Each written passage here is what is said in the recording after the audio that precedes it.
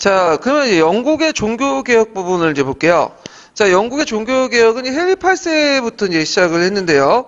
그 헨리 8세 이제 종교개혁의 이제 내용은 되게 이제 세속적인 현실적인 모습에서 이제 출발을 하죠. 그 계기가 됐던 이제 사건은 이 헨리 8세가 처음부터 이제 그 신교를 받았던 건 아니에요. 처음에는 카톨릭 편이었어요. 그래서 이 사람이 루터파에 이제 그 반발해갖고 칠성사고 옹호동 같은 것들 이제 발표를 했거든요. 그래서 자기가 이제 그 교황으로부터 호구자라는 칭호를 받았어요. 교회를 지키는 사람. 근데 이제 이런 것들이 갈등이 이제 처음에 사이가 좋다가 교황과는 갈등이 번진 사건이 이 왕비와의 이혼 문제 종교개혁에 전환을 하게 되죠. 그때 이제 왕비 헨리 8세 왕비는 누구였냐면 그 당시 그 헨리 8세 그 왕비는 캐더리였거든요. 캐서리라고 하는 이 캐더리는 원래는 자기 형수였죠. 형수였다가 나중에 이제 형이 죽고 자기가 이제 그 결혼했는데 이 사람은 에스파냐 왕실 출신이에요. 근데 문제는 아들을 못 낳았어. 아들을. 그 당시 아들을 낳아야지 계승이 되고 왕조가 영명이 되잖아요.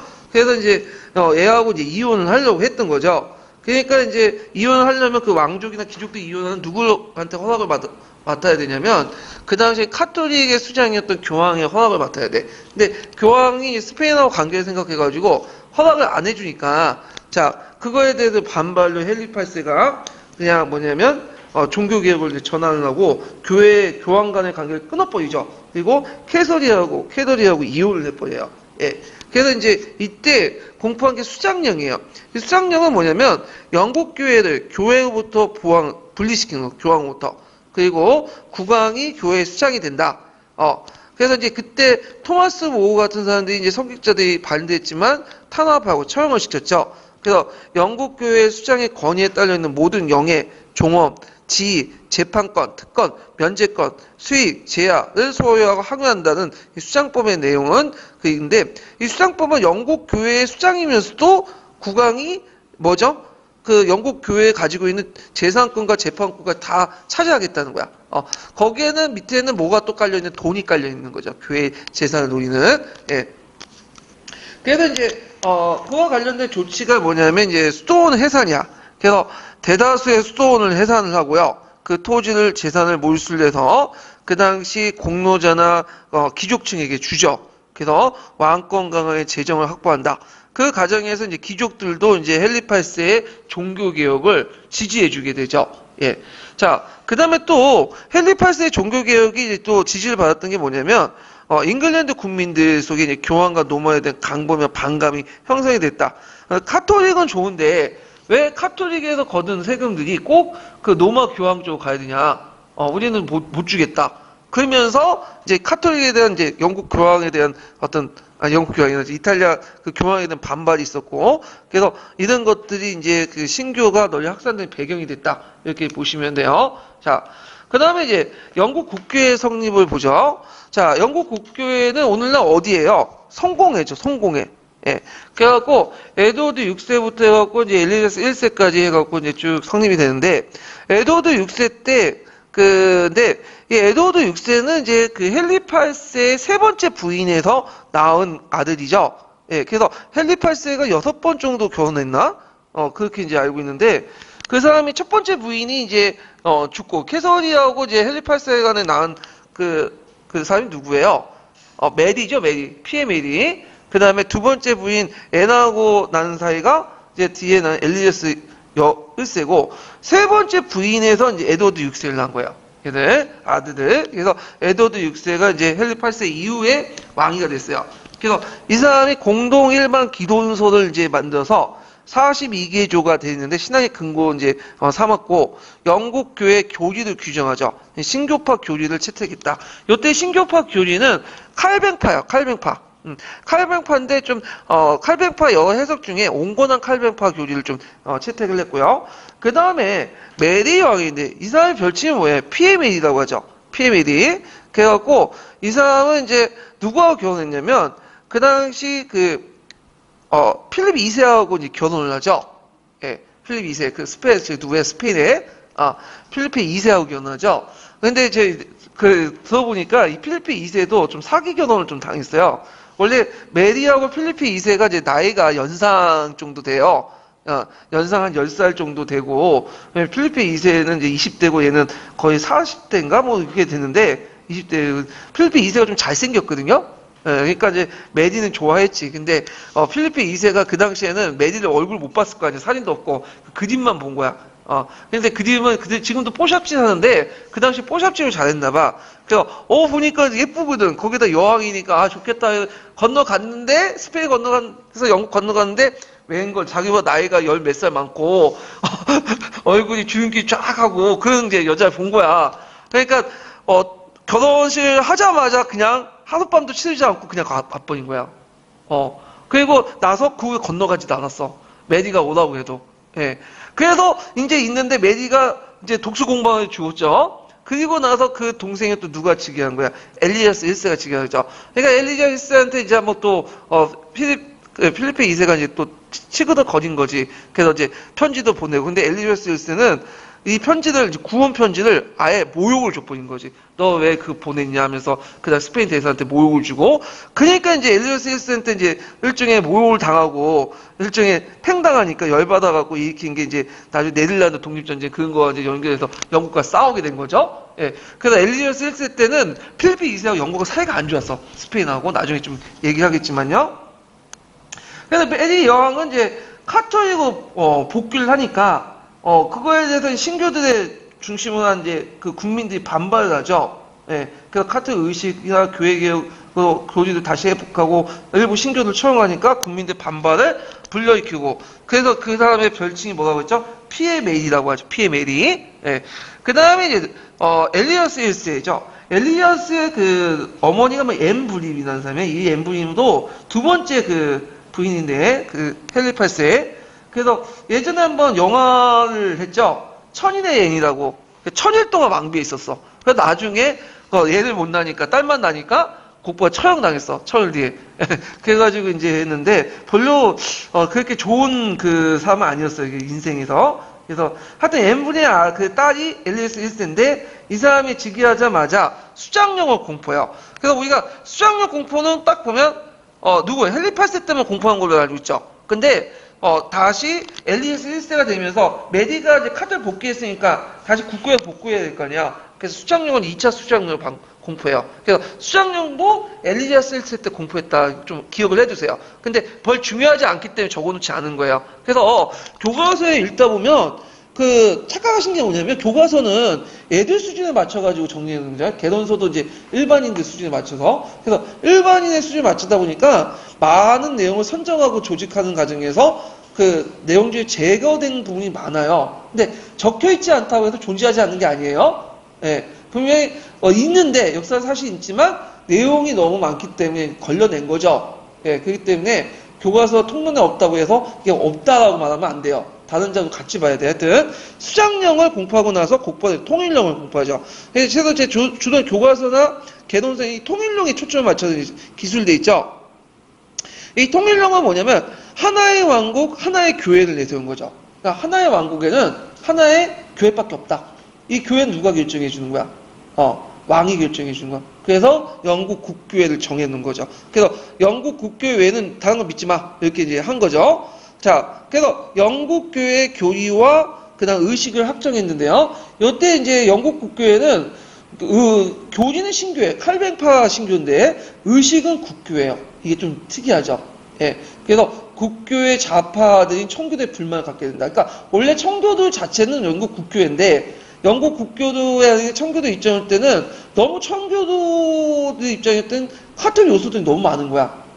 그래서 영국 국교의 카톨릭 요소를 좀 청교해하자 해서 이름이 뭐게 되냐? 프리티 청교도 된 거죠. 이래서 이제 출발하게 된 거야. 자, 이런 것도 좀 같이 기억을 해두시면 될 것 같아요. 자, 그래서 이제 이 영국 국교회가 형성이 됐던 거고, 영국 국교회 이제 발전 과정은 뒤에 좀 약간 청교도 혁명할 때 좀 더 얘기를 할게요.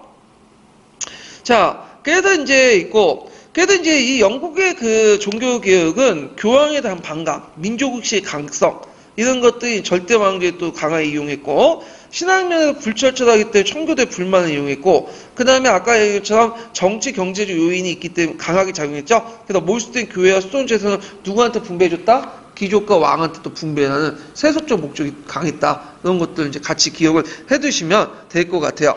자, 그 다음에 이제 카토의 교회 개혁 내용 볼게요. 자, 이 카토의 교회 개혁 내용을 이제 어떤 책에는 반동적 종교 개혁, 어떤 책에 카토의 교회 개혁 이렇게 있는데 요거 각자의 입장에서 이제 볼 것 같아요. 왜냐하면 프로테스탄트 입장에 올 때는 이게 뭐예요? 카토릭 종교의 진정한 종교 개혁이 아니죠. 반동 종교 개혁이야. 근데 이에 반해서 카토릭 입장에 올 때는 종교 개혁은 곧 반란이고 이단이게 되는 거고 진정한 종교 개혁은 어디에 속하는 거야? 카토릭 종교 개혁이야. 명칭상 약간 바라보는 관점이 좀 다르거든요. 자, 그러면 카토릭 교회 개혁. 여기 카토릭 믿는 분도 계시니까 이제 카토릭 교회 개혁을 할게요, 그냥. 예. 자, 배경은 중세 개혁 운동의 정통이 있었죠. 그 크로니 스톤을 중심한 이 스톤 개혁 운동, 그다음에 신교 운동의 확산을 막기 위한 어떤 그런 것도 있겠죠. 그 다음에 이제 여러 개혁 교황들이 등장해요. 여기는 안 나오지만 바오로 3세 등등등 해서 있고, 그 다음에 이제 그 개혁을 둘러싸고 이제 콘타나리파와 카라리파가 등등 있는데 이건 뭐 중요하지 않아서 제가 뺐어요. 자, 하여튼 요 개혁 운동 과정에서 종교회의가 하나 딱 열었죠. 이게 뭐냐면 니케의 공의예요. 니케 공의. 꼭 니케 트리에트 공의예요. 제가 말하자면데. 보통 공의회 하면 종교회의인데 종교회의를 1년만 연 게 아니에요. 여러 번 거쳐서 열어요. 그래가지고 이렇게 했는데 그 트리에트 공의회의 이제 내용을 이제 꼭 기억을 해두세요. 일단 폐단을 시작했어. 그 당시 카톡의 여러 접폐 이런 것들을 폐단했고 면죄부 판매를 금지했다. 면죄부 그 중에 하나가 면죄부죠. 면죄부인데 면죄부 판매가 어딨냐고 나한테 묻더라고요. 그거를. 예, 서양사 개론에 없다. 그 예전에 서양사 개론에 없다고 해도 존재하지 않는 건 아니죠. 왜냐하면 중요한 내용만 적어놓으니까 이건 어디에 있냐면 서양사 총론에 있어요. 서양사 총론에도 없다 이렇게 하는데 그건 무식한 거죠. 거기에 보면 대사문서 폐지, 그러니까 대사문서 판매 금지라고 돼 있어. 대사문서 판매 금지. 이게 뭐냐면 면죄부예요. 그러니까 면죄부는 대사문서예요. 대사문서. 예. 대사의 한중에 면죄부 판매가 있는 거죠. 근데 주의하면 면죄부 자체를 금지시킨 건 아니에요. 뭘만 금지시켰다? 판매를 금지시킨 거야. 그러니까 면죄부는 하되 돈 주고 판매하는 걸 금지시킨 거죠. 근데 면죄부 자체가 이제 십자군 전쟁부터 뭘 하기 위한 거예요? 영리 목적으로 한 거기 때문에 실제 면죄부를 이제 판매를 금지한 건 꼭 뭐죠? 면죄부를 면죄부가 팔릴 리가 없겠죠. 이게 사지도 않을 거고. 그러니까 이제 면죄부 판매만 금지했다가 면죄부는 있었지만 나중에 면죄부조차도 없어져요. 나중에. 하여튼 이때는 면죄부 판매 금지, 면죄부 판매 금지 이렇게 보시면 되고, 그다음 성직자 기강을 확립시키고요. 성직자가 다른 세속직을 금지시키고, 성직자가 그 당시 되게 무식했어요. 예. 그리고 예전에 중세시대 성직자들이 엘리트였죠. 그 당시에는 성직자가 제일 무식했어. 그러다 보니 성직자 교육을 시켜야 되겠다. 그래서 체계적인 이제 신학교를 설립하죠. 이게 이제 앞장섰던 그 협회가 뭐냐면 집단이 예수회죠. 예수회 선교사. 이때부터 이제 선교사들 교육시키기 위해서 뭐 초등학교, 중학교, 고등학교, 대학교 가지고 다 마련해.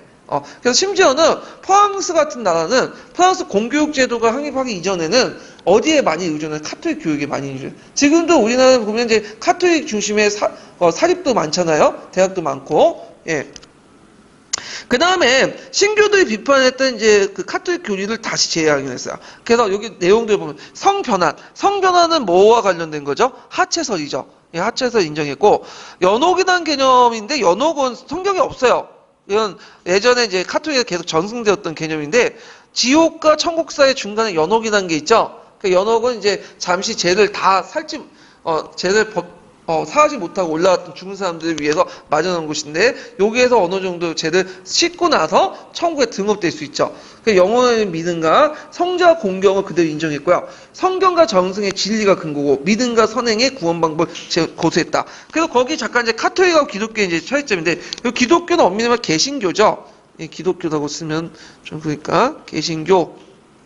어떤 분 이렇게 개독 이렇게 적어놓는데 저번에 어떤 개독 이렇게 적었는데 그렇게 적으면 좀 종교 모독이니까 예, 적지 마시고요. 개신교다가 하세요 그냥. 예. 자, 그러면 카톨릭은 이제 구원의 방법, 내가 천국에 갈 수 있는 방법은 두 가지죠. 믿음과 선행이야. 요때 선행을 성사 대사가 있죠. 거기에 대사도 적어놓으세요. 그래서 교회가 베푸는 선행은 성사와 대사 이렇게 있고, 근데 이제 개신교에서는 오직 구원만에, 민원만이 이제 할 수 있죠. 진리의 근원은 뭘까요? 카톨릭 성경 외에도 전승이 있어. 그러니까 갈래가 있기 때문에 선행과 연결되는 거야. 근데 개신교에서는 뭐죠? 오직 성경만 있는 거죠. 이해되겠죠? 그 때문에 오직 믿음만이, 성경의 믿음만이 진리의 구원이 될 수 있는 거야. 요걸 이제, 근데 카톨릭은 그대로 믿음과 성사, 진리의 근거, 성경과 정성, 이렇게 해갖고 이제 인정했다. 이렇게 기억을 해 두시면 되죠. 그 다음에, 종교재판소를 설치하죠. 종교재판소는 예전에 중세시대 때는 이단을 대비해서 이제 했는데, 요때 이제 본격적으로 이제, 설치를 했고, 그때 이제 금속 목록도 작성하고, 카톨릭 교리를 수호를 했다. 그래서 신교 확대를 방지를 했다. 그래서 금속 목록은 나중에 이제 카톨릭 교도들이 읽지 못해야 할 책들을, 적어 놓은 거예요. 그래갖고, 그 당시 이제 뭐 여러 가지 석책들인데, 나중에 1966년까지 존속됐다고 해요, 그게. 그 다음에, 카톨릭 교리수 등 종교적 재판소 역할을 쭉 있고요. 이 종교재판소는 저도 어느 지역에 많이 설치됐을까요? 되게 이탈리아, 스페인 지역에 많이 설치했죠. 알프스 이북에 넘어가면 설치가 안 됐어요. 왜냐면 여기는 교황에 대한 반감이 너무 강해. 그러다 보니까 저도 이제 신교도 지역이니까 거긴 설치 안 되고 주로 이탈리아 지역, 그 다음 스페인 지역에서 주로 많이 설치됐고요. 그 다음에 교황의 지상권과 무오류성이 확립돼. 지상권과 무오류성은 뭐야? 교황이 절대적이고 오류가 없다. 그래서 예전에 한번 그와 관련된 내용이 나오죠. 교황이 신 것을 검다고 얘기해도 그건 검은 것이 되는 거예요. 말도 안 되는 건데 왜냐하면 교황 자체가 무오류를 가지고 있기 때문에 교황의 말은 절대적이다. 오류가 없다는 거죠. 자, 이 교황의 무오류서를 이제 지지했던 그 협회가 나중에 무슨 예수회죠. 그 예수회 관련돼서 교황 오류수의 지명이 나왔어요. 그 다음 성직자 독신제도, 결혼을 못하게 하고, 그 다음에 의역이라고 해서 막 오역에서 비판을 받았던 라틴어 성경판 있죠? 불가타 성서, 그걸 그대로 인정해요. 그래가지고 불가타 성서에 있는 걸 그대로 하고, 제가 알기로는 불가타 지금 카톨릭 성경책이 기독교 성경책보다 몇 편이 더 추가돼 있어요. 기독교 성경에서 신약에서는 인정되지 않는 것을 카톨릭 신약에서 몇 편인가? 한 두세 편 정도 더 추가된 걸로 알고 있거든요. 예. 그래서 성경책이 내용이 달라. 딱 읽어보면 같은 성경책이라도. 특히 신약 부분에서 완전히 달라지는데, 자, 하여튼, 이런 것도 있고, 성자 성상 숭배를 정통으로 재확인했다. 그래서 트렌트 공의회 때 어떻게 이제 기본 교리가 재확인됐는가? 그런 것도 이제 쭉 보시고, 결정사항도 좀 보시고요. 그래서 카톨릭의 어떤 교회의 입지를 강화시켜 나갔다. 이렇게 이제 보시면 돼요. 자, 그 다음에 예수회를 보죠. 예수회는 예수의 군대라는 뜻이죠. 예수의 군대. 예. 그래갖고, 이게 종교적 목적으로 만든 단체인데, 말 자체가 군대니까, 군대는 아니지만 군대 조직에 입각해서 만들어진 거예요. 왜 예수회가 군대 조직에 입각 만들었냐면, 이 창립자가 누구냐면, 노을라요. 이름 외워두세요. 이 노을라는 원래부터 이제 뭐냐면 선교사 출신은 아니에요, 이 사람은. 원래는 군인 출신이에요, 이 사람이. 군인 출신이고 단순 무식하고 열정이 있어. 행동이 앞서 있고. 근데 이 사람이 이제 스페인에 원래 사람인데 스페인 사람들이 원래 열정이 많잖아요. 좀 무식하고. 예. 근데 이 사람이 막 전쟁을 하다가 이제 전투를 하다가 총을 맞아가지고 이제 사경을 험했는데 하나님이 보이는 거야.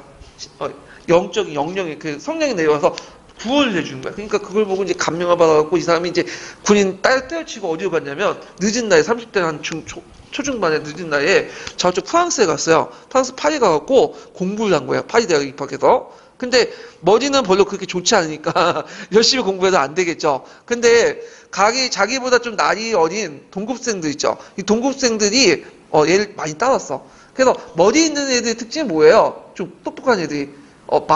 머리는 되게 굴리잖아. 근데 뭐가 느려? 행동에 앞서지 않죠. 근데 이 사람 놀라면, 생각을 할 줄 몰라도 뭘 앞서죠? 행동, 리더십이 강하잖아. 그러니까 이제 이 사람을 중추고 해갖고 이제 만든 것이 예수회다. 그러니까 무식한 노예가 만들었지만 그 밑에 있는 구성원들은 되게 똑똑한 사람들이 많았어요. 그러다 보니까 상당히 두 개를 합쳤죠. 행동과 지식이 딱 결합되면서 상당히 최강의 조직들이 만들어진 거예요.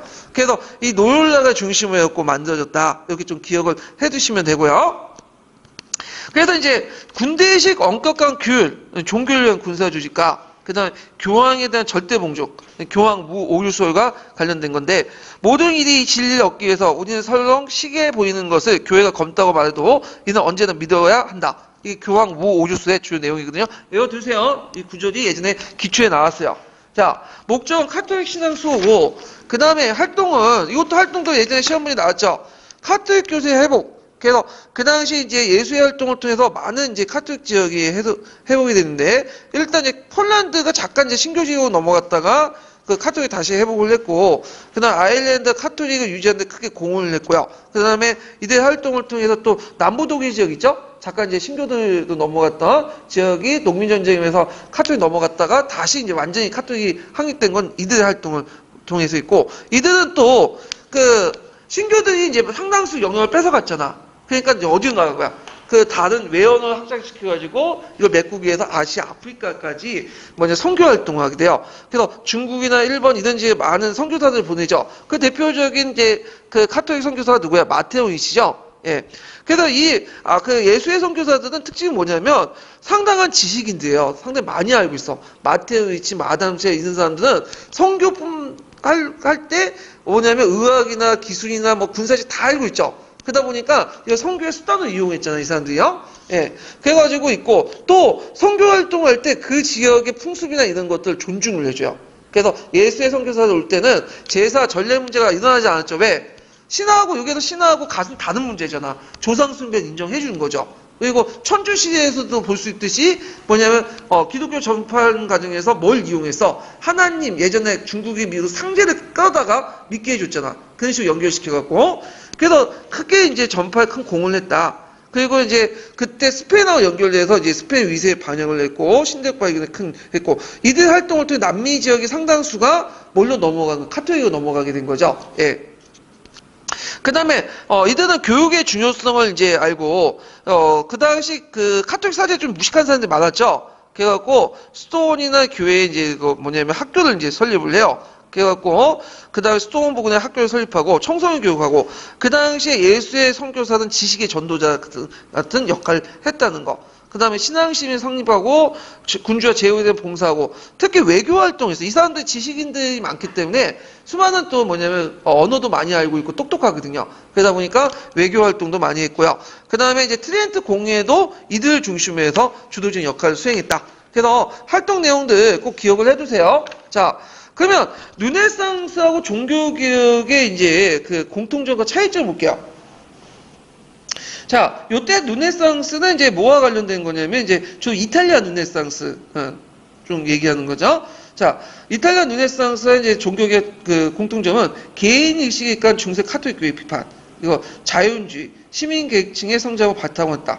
요때 그 자연주의라는 것은 어떤 의미냐면 자유로 돌아가자 그런 의미가 아니라 요 자연이라는 말은 초자연과 대응하는 거죠. 그래서 우리가 이제 자연하면 네이처의 의미로 해석하잖아요. 그러니까 이게 이제 좀 자연의 의미를 좀 설명할게요. 그 서계나 서충에 보면 자연이라는 말이 나오거든요. 자연적이란 말. 그러니까 이걸 현대적인 의미로 해석하면 안 돼요. 이때 우리가 자연이라는 말은 인공물에 대비한 네이처의 의미의 자연. 그러니까 산에 올라오고 강이 있고 어떻게 그런 것만 생각하잖아. 그런 자연이 아니라 여기서 자연은 뭐냐면 인간의 인식을 통해서 인간의 감각을 통해서 인식한 세계를 말한 거야. 중세시대 때나 근세에 들어간 자연의 의미는 인간의 감각을 통해서 뭐죠? 인식한 세계를 우리가 자연이라고 하는 거야. 자연적인. 그러면 반대말은 뭐가 되죠? 초자연이라는 말이죠. 이 초자연이란 뭐냐면 우리 인간의 인식 감각에 벗어나서 있는 세계를 의미하는 거야. 이건 초자연적인 건 신적인 세계고 이건 뭐야? 자연적인 인간의 감각적인 세계를 얘기하는 거죠. 감각을 통해서 인식하는 세계. 그래서 계몽주의는 인간의 감각을 통해 인식하는 세계를 뭘로 본 거예요? 이성으로 본 거죠. 이성을 통해서 우리가 인식할 수 있다. 이게 계몽주의가 되는 거고요. 그 다음에 이제 낭만주의는 인간의 감각을 통해서 인식하는 세계의 기본은 본질은 뭐냐면 이성이 아니라 뭐다? 감정이다.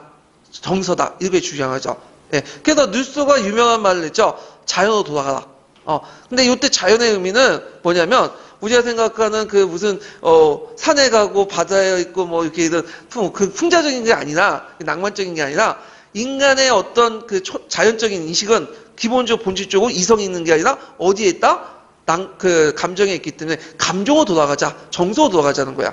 무슨 말인지 알겠죠? 예. 자, 그래서 자연적 의미와 초자연적 의미가 우리가 생각하는 그 자연의 의미가 아니다. 인간의 인식을 통해서, 감각을 통해서 인식한 세계를 자연화하고, 그 다음 계몽주의 자연의 본질을, 인간의 인식의 본질을 뭘로 봤죠? 이성인데 반대, 그 낭만주의 뭘로 봤다? 이거는, 감정, 정서 봤다.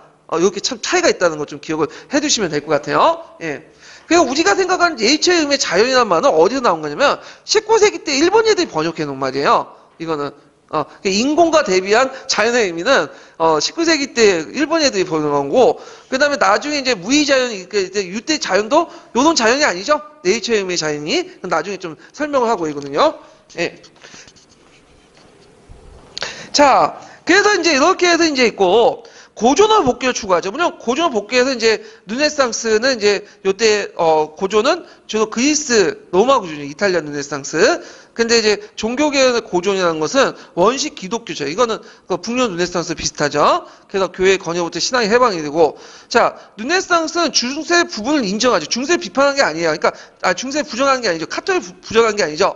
카톨릭을 비판적으로 수용한 거죠. 그래서 북유럽 르네상스에는 교회 성격적 타락 풍제, 근데 이에 반해 종교개혁은 그 영향을 받았지만 중세를 정면 부정한 거고, 르네상스 사회 정치적 운동을 발전하지 못한 반면에 종교 사회 정치적 운동을 파급했고, 그다음에 르네상스 형세적 세속적이고, 근데 이에 반해서 종교개혁은 내세적 정신적이고, 그다음에 르네상스 성서, 그다음에 종교개혁은 성악이죠.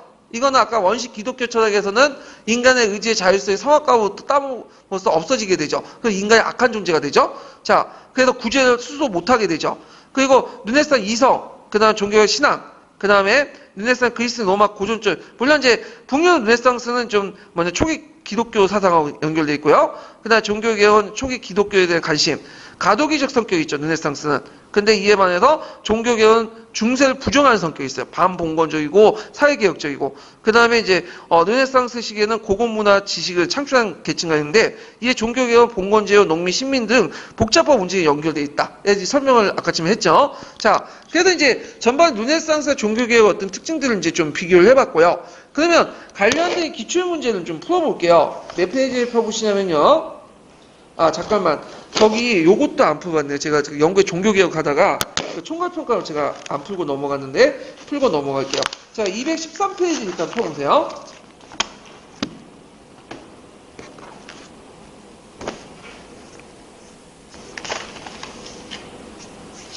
제가 잘못했네.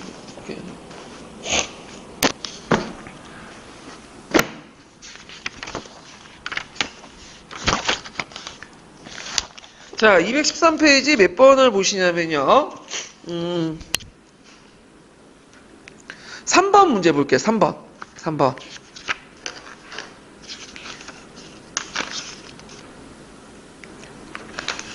자, 다음은 영국의 헨리 8세 때 내린 수장령이다. 이때 종교개혁을 실시할 수 있었던 문화적 배경을 한 줄 이내에 쓰고 헨리 8세 때 영국 국교의 특징을 수장령의 내용을 고려해서 말해보시오. 이렇게 있는데, 자, 여기에서 이제 이 수장령 내용은 이제 영국 국교의 최고 수장을 누구로 설정해 놓은 거예요? 영국의 국왕. 영국의 국왕이 교회의 모든 것들을 다 가질 수 있다. 뭐 이런 내용인데, 자, 이런 종교개혁을 실시할 수 있었던 문화적 배경은 그 당시 뭐가 형성됐죠? 민족주의가 형성됐어요. 민족주의가. 그래서 민족주의가 형성돼서 그 당시 교황과 노마의 반감이 되게 많았다. 왜 우리가 거둔 11조나 이런 것들 성금이 영국에 있지 않고 노마로 가냐? 그래서 그다음 영국 국민들은 카톨릭에 대해서 그 반감보다는 뭐에 대한 반감이 더 강했냐면 교황과 교회에 대한 반감이 더 컸다. 이렇게 보시면 돼요. 카톨릭 자체보다는. 자, 하여튼 그래서 이제 이렇게 있고 헨리 8세 때 영국 국교의 특징을 수장령의 내용을 고려해서 말해보시오. 노마 카톨릭에 분리되어 독립했을 뿐이지 신앙과 내용과 예배 형식은 그대로 변화가 없었다. 이렇게 보시면 돼요. 심지어는 뭐까지 인정하냐? 성사 자체도 인정해버린 거야. 성체성사나 이런 것들. 예. 그래서 원래 성체성사나 이런 것들은 인정 못하죠. 신교도에서. 근데 성사조차도 인정을 해요. 그러니까 크게 변한 게 없어. 말로만 어쩌고저쩌고 떠드는 거지 실제 내용은 카톨릭교의 그런 것들, 특히 의식 측면은 되게 더 강했다. 이렇게 보시면 돼요. 자, 그래도 이제 이렇게 있고 몇 번을 또 보냐? 230페이지 42번 같은 걸 볼게요.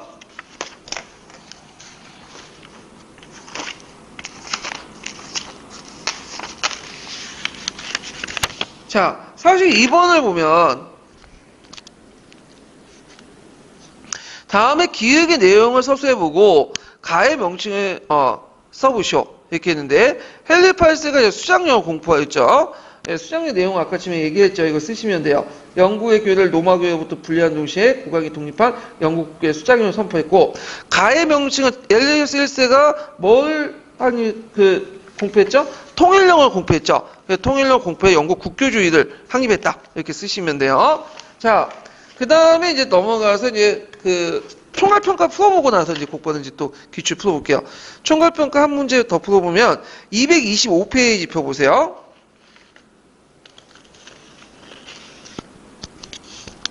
자, 225페이지 33번 문제 볼까요? 33번. 자, 여기 33번 문제 보면 다음 가단체의 이름을 써보고 기획과 관련된 구체적인 내용을 두 가지 서술해 보시오.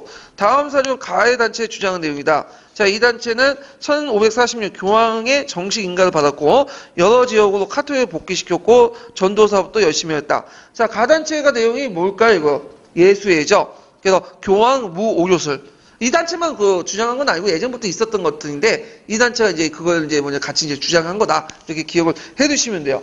그래서 구체의 내용을 이제 보면 여기에서 이제 기획과 관련 여러 지역의 카톨릭 복귀시키고 전도 사업을 했습니다. 그러니까 복귀시킨 내용과 전도한 내용을 쓰면 되겠죠. 그래서 오스트리아 중심으로 남부 독일과 그 다음에 남북이 아니라 남부예요. 남북이 아니라 남부 독일과 폴란드 등 카톡을 복귀시켰고요. 그리고 아메리카와 아시아에 대한 전도 사업을 했다. 이렇게 쓰시면 돼요. 자, 그 다음에 이제 관련된 기출을 이제 좀 풀어볼게요. 기출. 자, 기출을 이제 몇 번을 보시냐면요. 일단 예수와 관련된 것들 이제 보면 207페이지 펴보세요. 기출 207페이지. 자, 207페이지 2번 문제 볼까요? 2번 문제. 자, 다음 자료는 상처 입은 권위를 회복하기에 16세기 중요하여 새로 조직된 어느 단체의 규율 가운데 일부다. 새로 조직된 단체명과 창립자의 이름을 쓰고 단체가 이룩한 주요 업적을 두 가지 제시해 보시오. 교회의 모든 가르침을 찬양해라. 성인, 유물, 순례, 면죄부를 찬양해라. 그다음 믿음, 복종, 가난 그리고 절정의 서약을 찬양해라. 모든 일이 있어 진리를 얻기 위해서 우리에게 설령 시게 보이는 것을 교회가 검게 말한다고 해서 이를 언제나 믿어야 된다. 이 단체명은 뭘까? 예수회 이렇게 쓰시면 되겠죠. 창립자 이름은 놀라 이렇게 쓰시면 되고 주요 업적들은 이제 아까 아침에 얘기했던 것도 쭉 쓰시면 돼요. 예, 선교 활동하고 교회 어떤 학교도 만들고 등등등을 쓰시면 되겠죠. 자, 그 다음에 이제 또 몇 번을 보시냐면 그 208페이지 3번 문제 볼까요? 자, 보기에 설명주에 종교개혁에 관한 사항 주고 분량 묶은 것은 여기인데 이거는 종교개혁과 르네상스의 이제 아까 이제 했던 특징들 연결시켜서 이제 좀 보시면 될 것 같은데 자, 기획을 보면 중세 정통을 계승을 추구했다. 아니죠. 중세의 계승을 잔저했죠. 그 대표적인 게 카톨릭과 반대했던 중세를 대변하는. 근데 이에만 르네상스는 중세를 비판했지만 그렇다고 중세를 완전히 부정한 게 아니죠. 예. 그 다음에 반봉건적 사회개혁 운동의 명목을 지니고 있죠. 카톨릭이나 이런 것들을 비판함으로써 그 다음 여러 봉건 제후대 지지를 받았다. 특히 독일 같은 경우에 독일에서 황제가 대항하는 과정에서 봉건 지지를 받았고 제후들의 그 다음 중세 유럽사회의 통일을 무너뜨렸다. 왜 통일을 무너뜨렸을까요? 왜냐하면 그 당시에 영적 세계를 관장했던 보편적 권력 하나가 있었죠. 카톨릭이죠. 카톨릭을 무너뜨리고 된 거죠. 그래서 새로운 교회를 만들어서 그런 것들을 무너뜨렸다. 그래서 이제 니은, 디귿, 니은이니까 답이 3번이 되겠죠. 그래서 이렇게 이제 연결시켜서 이제 보시면 될 것 같아요. 자, 그러면 이제 또 그 내용에 들어가서 이제 볼 게 뭐냐면 종교 전쟁을 볼게요. 종교 전쟁. 자, 종교 개혁을 할 때 이제 같은 종교 개혁 이제 관련되었고 구파와 신파 간의 종교 전쟁도 같이 있었죠. 자, 근데 이 종교 전쟁이 지금도 종교 전쟁 많이 나죠. 근데 그 밑에 깔려있는 거 보면 종교전쟁, 겉은 종교전쟁이면 실제 뭐예요? 각국 간의 이해관계가 깔려있는 거야. 똑같아. 그래서 처음에는 종교전쟁에서 출발했지만 이게 이제 세속 권력이 가입되면서 정권 다툼을 하고 꼭 그 뭐냐면 뭐가 또 영향이냐면 국제전쟁으로 또 연결이 돼요. 외국 세력 개입이 돼갖고. 그래서 대표적인 종교전쟁이 세 가지가 있는데 위그너 전쟁, 네덜란드 독립전쟁, 30년 전쟁의 패턴이 비슷해. 처음에는 종교 때문에 일어났어. 거기에다 이제 세속 권력이 개입돼서 또 정권 다툼이 일어나고 결국에는 국제전쟁으로 반발이 되죠. 그래서 그 대표적인 종교전쟁 절정을 이뤘던 게 무슨 전쟁이요? 1618년에 일어난 30년 전쟁이죠. 이렇게. 그러면 그 종교전쟁은 크게 이제 세 개로 볼 수가 있죠. 1562년에 일어난 위그너 전쟁. 그래서 프랑스 국내에 있었던 전쟁이죠. 자, 그래갖고 이제 위그너 전쟁 같은 경우에는 이제 그 위그너가 이제 남프랑스에 있는 신교들 아니에요? 프로테스탄트과 그 다음에 카톨릭 교도가 싸움인데 요게 누가 개입됐어? 이거는 자 영국과 네덜란드 위군을 지원하고 그 다음에 카톨릭 스페인 지원하죠. 그러면서 이제 일어났고 네덜란드 독립전쟁은 고위세나와 스페인 간에 일어난 전쟁이죠. 그러니까 독립전쟁이면서도 또 뭐냐면 종교 때문에 또 일어나서 종교전쟁 범죄에 분류되는데 고위세를 지지했던 세력이 뭐야? 영국이죠. 잉글랜드. 근데 스페인을 지지하는데 영국이 해갖고 있는데 요때 이제 영국과 스페인 간에 무슨 싸움이 일어나요? 카르네전이 일어나죠. 카르네전. 그 유명한. 그때 무적 함대가 어떻게 몰살당하잖아요. 자, 그 다음에 1618년에 30년이 독일 전쟁인데, 자, 신교도가 있어. 신교도는 덴마크, 스웨덴, 프랑스가 지지했고, 그 다음에 신성노망제는 또 스페인이 이렇게 지지해갖고 싸웠던 건데, 결국에는 신교도가 이겼죠. 근데 여기에 좀 특이한 게 뭐냐면, 덴마크와 스웨덴은 뉴토파예요. 그러니까 뭐 그렇다 쳐도, 프랑스는 카톨릭 국가죠. 근데 카톨릭 국가인데 왜 신교도를 지지할까요? 누굴 견제하기 위해서? 합스부르크가를 견제하기 위한 거죠. 예. 그래갖고 이렇게 이제 정치적 목적 때문에 자기 신념과 다른 편에 서가지고 또 싸우는 경우가 있었다. 그래서 지금 위그너 전쟁, 네덜란드 전쟁, 그 다음에 30년 전쟁 공통점은 외국사에 개입돼서 국제전쟁 방향을 이렇게 나갔다. 이렇게 좀 기억을 해두시면 될 것 같아요. 그리고 이것도 절대방정 시기 때 일어났기 때문에 또 어떤 균형의 원리가 적용됐냐면 세력 균형의 원리가 적용됐어요. 세력 균형에. 그래서 약간 쪽에 붙고 이렇게 해가지고 적용됐다. 세력 균형의 원리가 같이 적용됐다. 이렇게 좀 기억을 해두시면 돼요. 자, 그러면 종교전쟁이 이제 관련돼서 첫 번째 네덜란드 독립전쟁을 볼게요. 자, 여기에서 네덜란드의 용어를 좀 명확히 할 필요가 있어요. 지금의 네덜란드와 달라요. 지금의 네덜란드 외에도 오늘날 네덜란드 외에도 벨기에, 그다음 루셈부르크 지역을 통칭해서 보통 네덜란드라고 했어요. 여기서 말하는. 그래서 이때 네덜란드의 의미는 저지대 지방이죠. 그래서 중세시대 때 이제 간척지 개발이 많았죠. 간섭지 개발이. 그래서 요 지역이 주로 이제 많이 개발이 되는데, 요 지역들은 이제 뭐냐면 해수면보다 땅이 낮기 때문에 항상 뚝이 있어요. 뚝. 네. 그래서 뚝이 있고, 그 뚝에 의해서 이제 이렇게 있기 때문에 이제 있는데, 뚝이 무너지면 어떻게 홍수가 나오고 해요. 이 지대가. 그래서 이 지역을 네덜란드로 한다. 이렇게 기억을 해두시면 되고, 원래 이 네덜란드 지역은 합스부르크의 합스부르크의 뭐냐면 영토였죠. 근데 이제 칼 5세가 그 당시 합스부르크를 두 개로 나눴어요. 이 표에 보시면 하나가 이제 페르난드 2세 자기 동생에게 독일 합스부르크를 주고요. 그 다음에 필리프 2세에게 스페인 합스부르크를 줘요. 예. 그래서 이제 이 네덜란드는 어느 지역이면 스페인 지역으로 넘어가게 돼요. 그래서 있는데 그때 이제 페르난드 2세의 합스부르크가 이제 나중에 30년전이 일어나고 그 다음에 필리프 2세가 이제 뭐냐면 네덜란드 독립전쟁에 또 연결돼 있죠. 예. 그래서 요때 이제 내용도 좀 기억을 해두시면 되고요. 그 두 개의 합스부르크가 이렇게 나눠진다. 이렇게 같이 기억을 해두세요. 그러면 칼 5세가 왜 독일 본토보다는 자기 아들에게 필리프 2세에게 스페인을 줬을까요? 스페인이 더 노동자 땅이기 때문이죠. 독일은 분열돼 있었기 때문에 실제로 황제가 통치할 수 있는 영역이 별로 없었어요. 예, 그러니까 스페인과 네덜란드를 필리프 2세에게 준 거야. 예, 그런 것들. 자, 그러면 네덜란드를 볼게요. 네덜란드는 이제 모직물 공업이 발달했죠. 특히 프랑드 지역을 중심으로 해서 모직물 공업이 발달됐고요. 일찍부터 상공이 발달됐기 때문에 시민 계급이 성장을 했고, 그 다음에 칼반 계통의 신교된 고이셴드 있었다. 그래서 그 당시 이제 네덜란드 고이셴드를 이제 칼뱅파드를 이제 고이셴이라고 불렀는데, 이건 뭐냐 거지 집단이에요. 그래서 그 당시 스페인 한 신하가 네덜란드 총독에게 이들은 거지 같은 집단이 조금 더 두려워하지 마라. 이런 조언에서 유래된 말로 해갖고 했는데 신규들 조롱하는데 부른 명칭이다 이렇게. 근데 외국인 좀 특이하게 뭐냐면 자기들을 뭐냐면 조롱하기 위해서 하는 명칭이 꼭 자기 집단의 명칭이 돼요. 원래 나치단 말도 좋은 의미가 아니에요. 나치는 비난하기 위해서 만든 건데 나치가 된 거죠. 예. 그래서 이런 명칭이 이제 이렇게 생겼다. 이렇게 보시면 되고. 그 다음에 중개무역이 상당히 방송이 있죠. 그러니까 북해부, 발태해부터 해갖고 저쪽 서해도 연결되는 중개무역이 성장됐고, 그러니까 금융이나 어떤 무역의 중심지로 네덜란드가 번성이 됐고, 특히 금융이 되게 발달됐어요. 금융이. 그래서 금융제도가 이제 되게 발달됐고, 우리가 말하는 지금 현대식 금융제도 있죠? 이런 것들, 주식회사 제도 이런 것들이 다 어디에서 발달해서 만들어졌냐면 네덜란드에서 만들어졌어요. 그래서 이런 것들 이제 런던이 금융의 중심지로 부각되기 전까지는 네덜란드의 그 암스테르담이 그 당시 금융의 중심지였다 이렇게 보시면 돼요. 자, 그러면 이제 여기에서 처음에는 이제 그 앞에 필리프 2세의 아버지가 누구였어요? 칼 5세였죠. 칼 5세까지는 그냥 네덜란드 그냥 뭐냐면 그 자치를 인정해줬어. 너네들 그냥 알아. 나한테 충성을 맹세하고 세금만 잘 내면 그냥 너네들 뭘 믿든 말든 간에 그냥 하겠다. 그냥 존중을 해줬어요.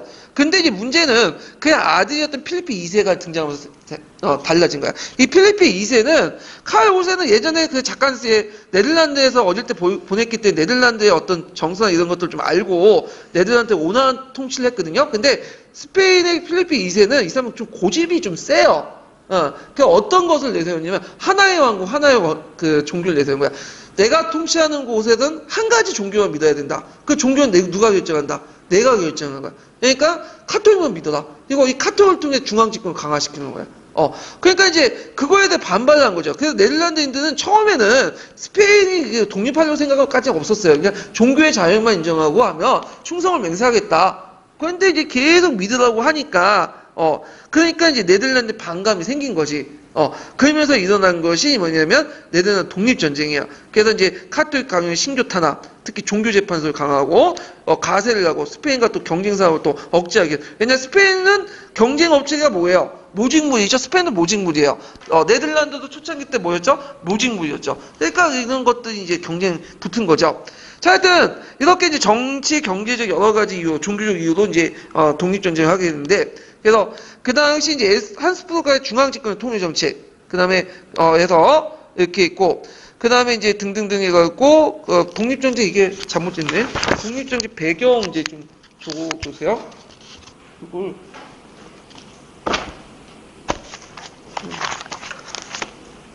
거기 보면 이제 방과후 2번이 있죠. 방과후 2번. 예, 이게 좀 약간 있는데 방과후 2번은 이제 보면 이게 잘못돼서 제가 거기 1번의 특징이 이제 있고 1번의 특징이 이제 모직물공이고 시민의 계급 성장, 칼뱅 신교도 중개무역공이고 2번 독립전쟁 위가 이거예요. 독립전쟁이 있고 합수의 중앙집권 정책에 관련돼서 세부적인 넘버링 1번, 넘버링 2번이에요. 이해되시겠죠? 그래서 독립전쟁 위도 올리고 1번 지역적 특성과 작지적 특권 무시 1번, 카톨릭 강요 신교탄은 2번이에요. 그러니까 2번에 대한 구체적 항목이 1번과 2번이에요. 그게 지금 맞아요. 네.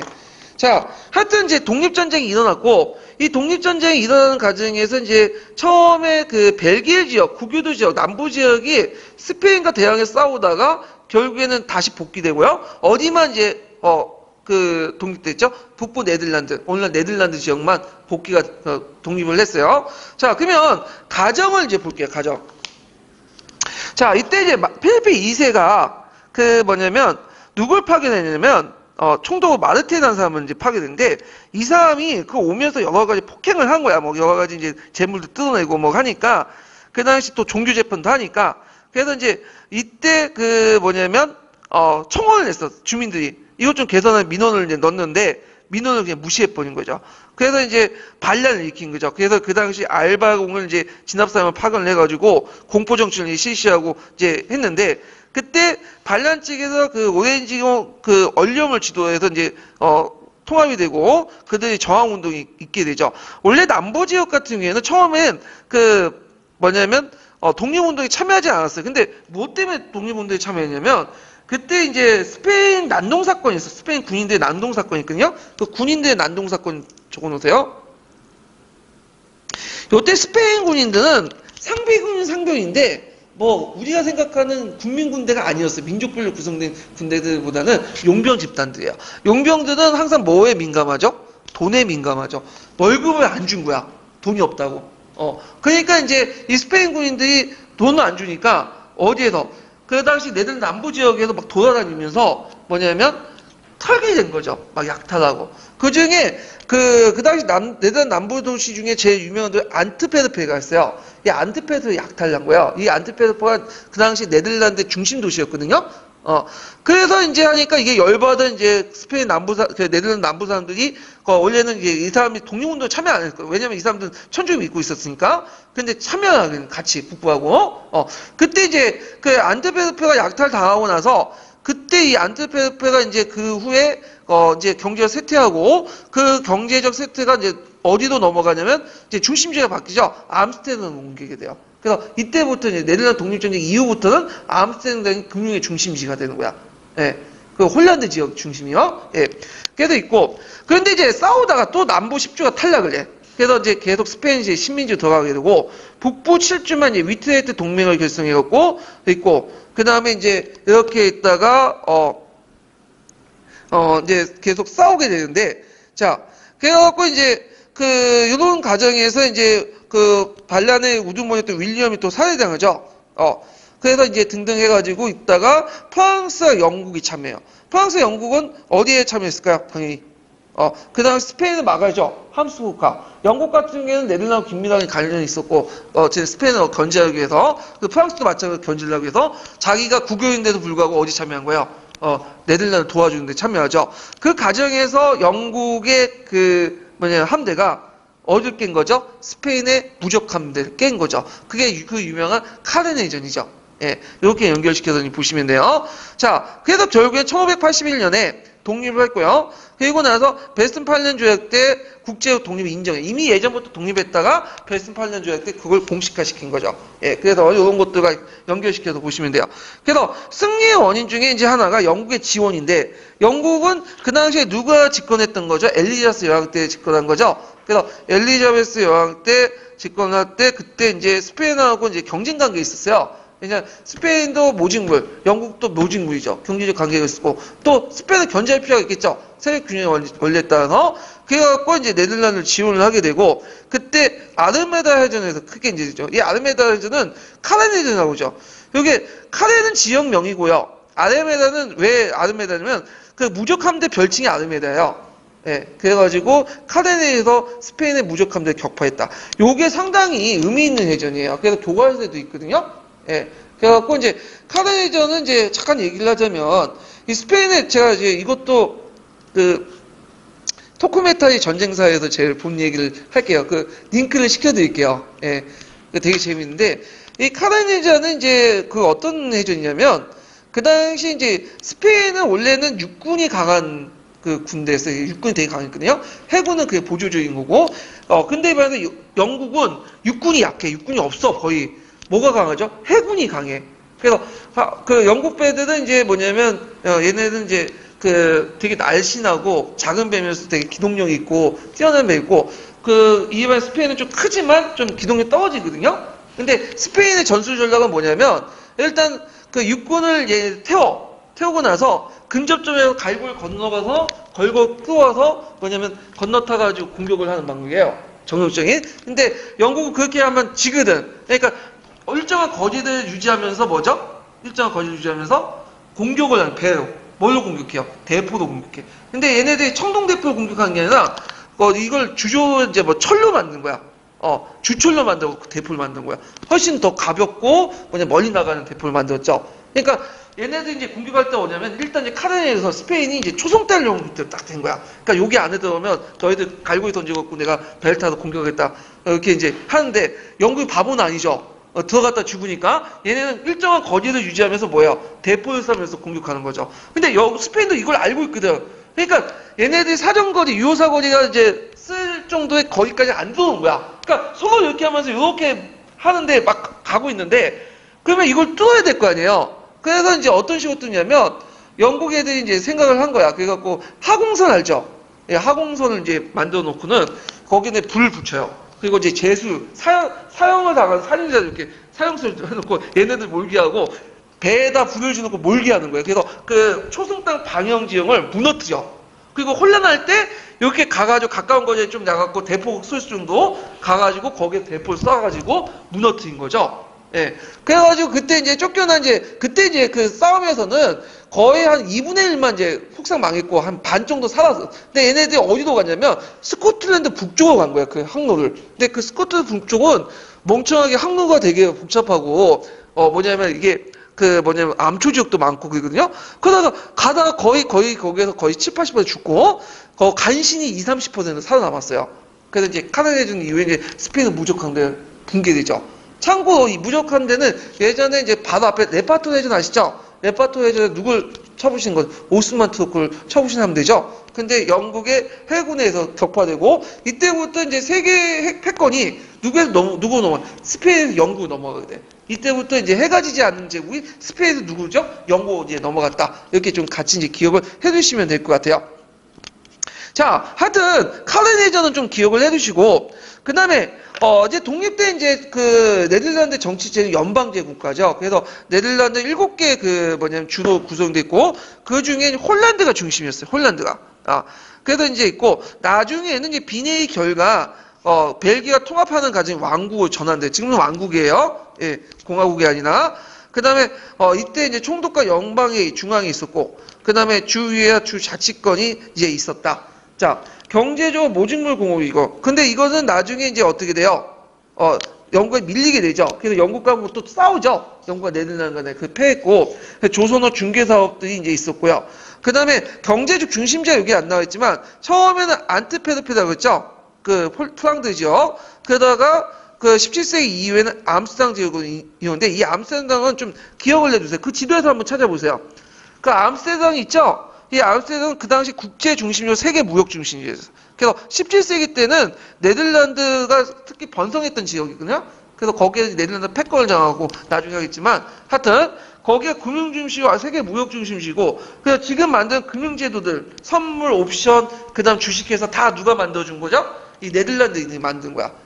특히 네덜란드 금융의 중심지가 될 수 있던 것은 뭐냐면 유대인들이 거기 많이 살았어요. 왜 유대인들이 많이 살았냐면 원래 스페인에서 유대인들이 많이 사는데 이 스페인 원래 금융 중심이었는데 이 필리핀 2세가 집권하고 나서 얘네를 다 쫓아내버린 거야. 그러니까 얘네들이 종교의 자유를 찾아서 어디로 갔냐면 저쪽 네덜란드로 갔죠. 네덜란드는 특이한 게 좀 뭐냐면 얘네는 신교도 국가인데도 불구하고 카톨릭이나 유대교나 다른 종교 다 인정해줘. 간용적이야. 심지어 이슬람교도 인정해줘. 그러다 보니까 각지에서 수많은 인재들이 여기에 몰려드는 거죠. 유대교부터 유대인들. 그러니까 유대인들은 특히 이제 예전부터 금융에 밝았잖아. 그러니까 이게 금융의 중심으로 부각이 됐다. 이렇게 좀 기억을 해두시면 돼요. 자, 하여튼 이렇게 있고, 그 다음에 이 네덜란드 식민지도 있었죠. 그래서 네덜란드 동인도에서 만들어가지고 성립해서 바타비아 거점을 확보하고요. 바타비아는 오늘날 이제 자바에 있었던 지금 자카르타죠. 자카르타. 예. 거기 이제 인도네시아를 장악하고 항로 무역을 지배했다. 그래서 17세기 초중반까지는 네덜란드가 세계 패권을 장악했지만 곧바로 누구한테 밀려요? 영국과 프랑스한테 밀리죠. 중반 이후부터는. 그러면서 이제 암스테르담이 이제 쇠퇴를 하게 돼요. 하지만 하여튼 이때까지 초중반까지는 경제적 무역의 중심지이기 때문에 경제적 번영을 바탕으로 언론의 자유와 학자들의 공경의 대상이었다. 이렇게 이제 보시면 돼요. 자, 그렇지만 이제 17세기 후반부터 영국의 모직물 공업에서 쇠퇴했고 또 영국이 항해조례를 공포하죠. 그래서 이제 중개무역도 쇠퇴하고 그리고 이제 이때 뭐 전쟁도 일어나고요. 그래서 식민지 획득 과정에서 이제 프랑스와 영국의 도전은 이제 많이 쇠퇴를 하게 됐다. 그리고 금융의 중심지는 이제 암스테르담이 아니라 이제 어디로 옮겨졌다? 런던 옮겨가게 돼요. 런던으로. 예. 그래서 이제 이런 과정을 이제 좀 같이 기억을 해두시면 될 것 같아요.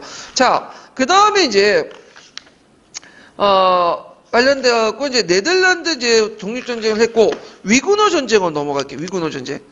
위구노 전쟁은 이제 1562년에서 1598년 동안, 한 38년 동안 프랑스에서 이제 시작한 그 전쟁인데, 이게 원래는 이제 포면적으로 구교도와 위구노, 그러니까 신교도 간의 어떤 싸움으로 보이지만, 거기엔 또 프랑스 내 왕실 다툼도 있었어.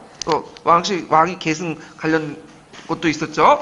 자, 그래서 원인은 구교도와 위구노는 주로 남프랑스 일대 상인과 수공업자들로 구성되어 있는 대립과 박해, 그다음 귀족과의 어떤 세력 다툼, 그 다음에 그 기족과 왕권의 대립, 왕위 계승 문제가 서로 연결돼갖고 이제 일어났다. 그래갖고 이제 그 당시에 그 프랑스는 지금도 그렇죠. 카톨릭이 몇 퍼센트예요? 전 인구의 90%예요. 일부 근데 남부 지역의 그 남프랑스 일대만 뭐가 10%좀 위구노가 있어. 그 위구노 상당수가 그 대서양 연안에 이제 지중해 연안에 있는 남프랑스 일대이기 때문에 상공이 발달됐죠. 그다음에 이게 상인이나 이런 사람들 상공업자들이 많았다. 예. 그런데 이제 요 당시에 이제 이런 과정에서 뭐냐면 또 프랑스 왕 시대 어떤 그 왕위 계승 문제가 생겼어요. 그 당시 프랑스 왕실은 어떤 왕조였죠? 부르봉 왕조 이전에 발로아 왕조가 있었죠. 그래서 그때 이제 발로아 왕조가 이제 있었는데 그때 프랑스와 1세가 있었어. 근데 이 프랑스와 1세는 친카톨릭 정책을 내세웠죠. 그 안으로는 바꿔놓은 이제 신교도 지원했지만 그 프랑스와 1세가 죽고 나서 그 다음에 앙리 2세가 등장하고요. 그 다음 앙리 2세가 이제 등장하고 나서 이제 금방 죽고 프랑스 2세가 이제 등장해요. 근데 이 프랑스 2세는 되게 어려서 이제 왕위가 됐던 사람이에요. 그러다 보니까 이제 누가 이제 실제로 이제 실권을 장악했냐면 그 당시 이제 프랑스 2세가 이제 집권하니까 왕비 출신 가문이었던 카톨릭 믿는 기지가가 이제 정권을 장악해요. 이 기지가는 이제 그 외척이면서도 또 발로아 왕조의 뭐냐면 외척 가문이면서도 뭐냐면 반개 가문이야. 같은 핏줄인데 갈려져 나온 거죠. 예. 그래갖고 이제 기지가가 이제 정권을 장악하고 기지가가 이제 프로테스탄트를 탄압을 해요. 그럼에도 불구하고 이제 이에 굴하지 않고 세력 기반 유지하게 됐고요. 프랑스 2세가 죽고 나서 그를 뒤은 게 샤를 9세야. 이 샤를 9세 프랑스 왕이 계신데 그의 어머니가 이제 누구냐면 카트릭이에요. 이 카트릭은 메디친가 출신이거든요. 그러니까 이탈리아 출신일 때는 또 못 믿어요. 카톨릭 있죠. 그러니까 노골적으로 뭐냐면 이제 뭐냐면 또 신교들 탄압을 하게 된 거야.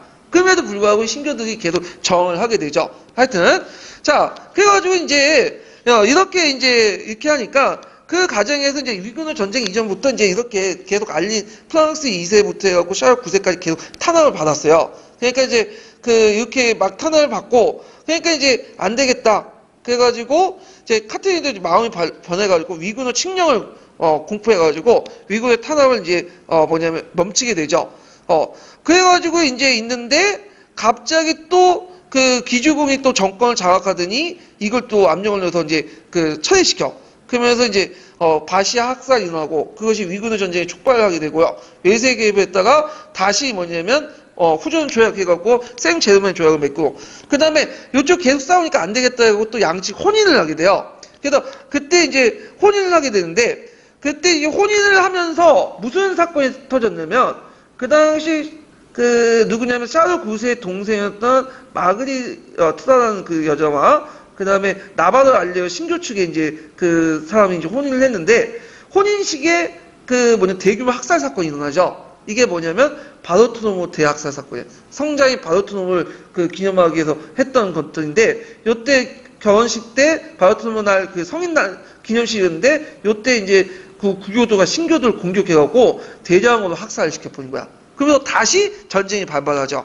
그리고 나서 3명의 알리가 이제 또 같이 싸우거든요. 그래서 그때 프랑스 왕이었던 알린 3세, 그 다음에 또 카톨릭을 대변한 기진가 알리, 그 다음에 또 그 당시 이제 반개월 쪽이지만 이제 프로테스탄트를 믿고 있었던 나바랑 알리, 이렇게 이제 3명이 싸워요.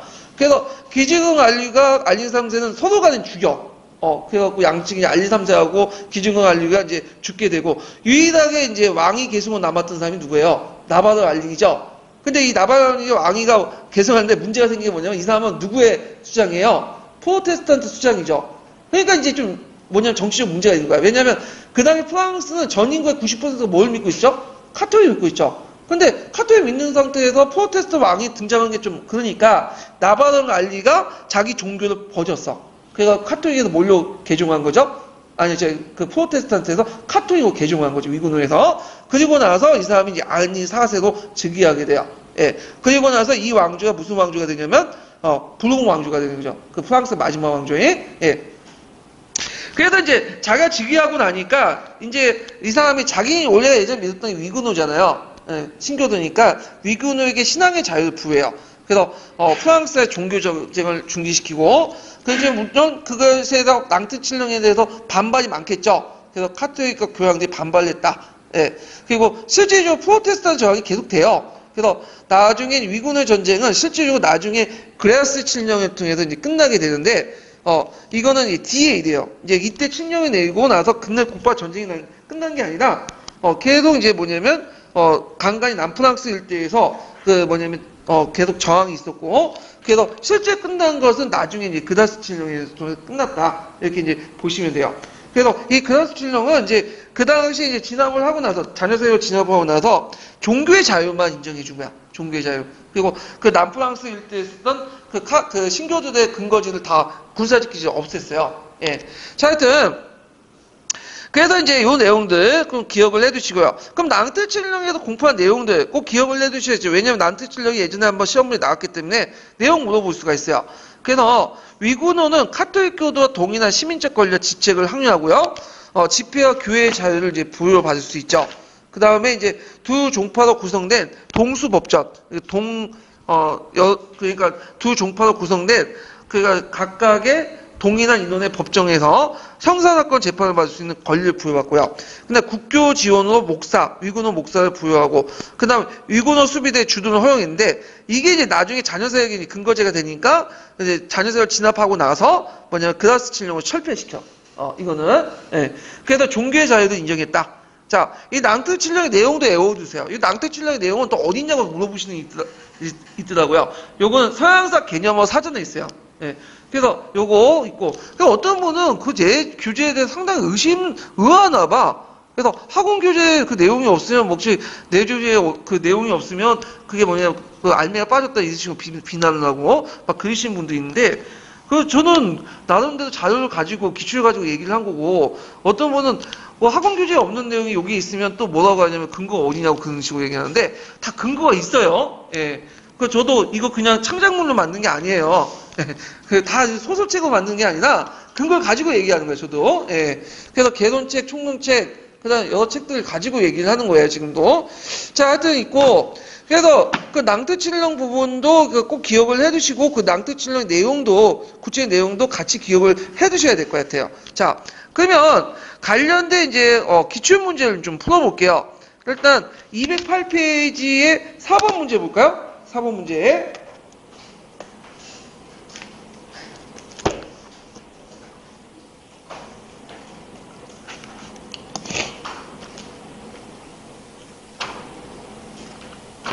어, 208페이지 4번 문제 보면 다음 프랑스에 선포된 칙령의 일부다. 이 칙령을 선포한 목적을 쓰고 이 칙령을 폐기함으로써 초래된 경제 결과를 쓰시오. 자, 이건 1조부터 6조 22조까지는 이제 낭트 칙령이죠. 예. 그래서 1585년 3월 초에 이후부터 나는 악리사세죠. 즉위에 이르는 동안 나가서 그의 소단을 통해서 각지에서 일어난 일체 사건이 없었던 일을 기억에 지어야 된다. 내 백성 사이에 소단과 분쟁의 동기를 하나도 남기지 않기 위해서 나는 개업파 신도가, 이 개업파 신도는 누구를 의미할까요? 위군호죠. 신도가 나의 지배 아래에 있는 왕국의 모든 도시에 어떤 식물이나 박해도 받지 않고 또한 재산을 뺏김없이 거주할 수 있는 인정한다. 이게 좀 한 가지 더 추가할 게 뭐냐면, 여기는 없지만 낭트 칙령에 보면 신교도의 재산을 몰수를 금지하는 내용도 있어요. 신교도 재산을. 그래서 신교도 몰수 재산 금지. 그리고 그 신교도의 재산, 예전에 뺏겼던 재산을 다시 돌려주는 그 내용도 있어요. 재산 문제도 있어요. 그 다음에 이제 학생이 교육을 받기 위해서 학교에 입학할 때 어떤 종교를 가지고 있느냐에 따라서 차별받지 않는다. 이런 내용인데, 요거는 위군호의 이제 신앙의 자유 인정하고, 자, 이 경제적 결과를 보면, 나중에 이 낭트 칙령이 언제 폐기됐죠? 낭트 칙령이? 뽕떼포르트 칙령 있죠? 이거 나중에 얘기했지만. 그래갖고 이제 나중에 보면, 루이 14세가 뭘 내냐면, 그 낭트 칙령을 폐지하는 퐁테블로 칠령을 내요. 제 발음이 좋은데. 하여튼, 그걸 내리면서 이제 폐지시키죠. 그때, 그 신교들이 어디 많이 도망가냐면, 이제 그 주변에, 나라도 도망가죠. 그래갖고 이제 신교들이 주로 네덜란드 지역으로 많이 도망가요. 영국이나, 네덜란드 특히 이제 그 신교들 자유를 인정하니까, 그래서 프랑스 경기에 타격을 줬다. 이렇게 이제 쓰시면 돼요. 요거와 관련돼서 또 뒤에 루이 14세 관련된 문제 나올 때, 시험문제 나왔어요. 그러면 이제 관련된 문제를 이제 좀 볼게요. 5번 문제 볼게요. 209페이지 5번 문제. 자, 기업과 미음에 대한 설명 옳지 않은 것은 자, 위대하신 군주인 짐의 조보 안린 대왕은, 자, 짐의 조보는 할아버지죠. 여기 이제 짐은 누굴 의미할까? 여기 누이 14세죠. 그래서 그 안린 대왕께서 국내 전쟁으로 막대한 피해를 입은 백성들에게 당신께서 마련해 주신 평화가 당신의 선대왕의 치세 중에 일어났듯이 소위 종교개혁, 위군의 전쟁이죠. 때문에 흔들리지 않아서 않도록 하시길 위해 1598년 4월에 낭트에서 공포에서 칙령에 통해 쭉 있고, 이 칙령 내용이 쭉 있어요. 자, 그러면 여기 기역은 누이 14세를 가리키고요. 그 다음에 니은은 그 당시 이제 앙린대왕이니까 종교전쟁의 디세력을 이끌었죠. 소위 개혁종교.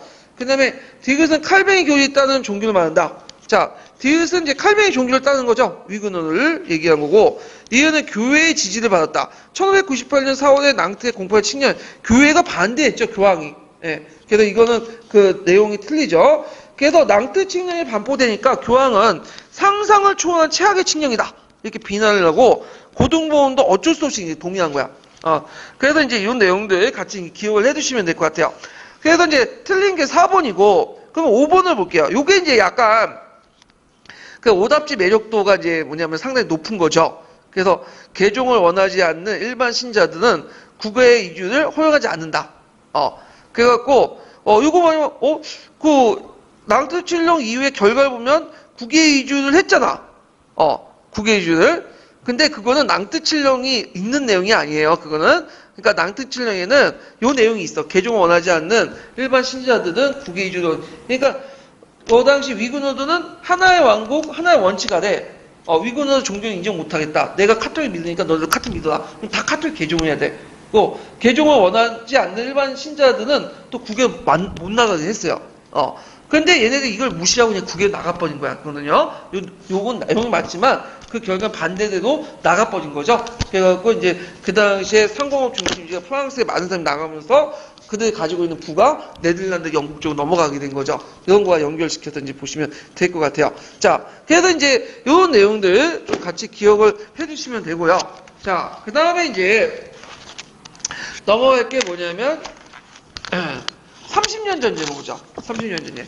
자, 30년 전쟁은 그 유럽 최대 종교 전쟁이죠. 그래서 상당히 의미가 있고 이게 뭐 배경, 가정, 그 다음에 결과해 갖고 이제 베스트팔렌 조약이 있는데 시험 문제는 그 가정이나 배경 이런 거보다는 베스트팔렌 조약이 많이 나왔더라고요. 그래서 베스트팔렌 조약을 중심으로 해서 봐두시는 게 좀 좋을 것 같아요. 예. 그래서 요거는 지금 좀 시대가 된 것 같은데, 예. 그래갖고 이제 좀 쉬고 나서 이제 할게요.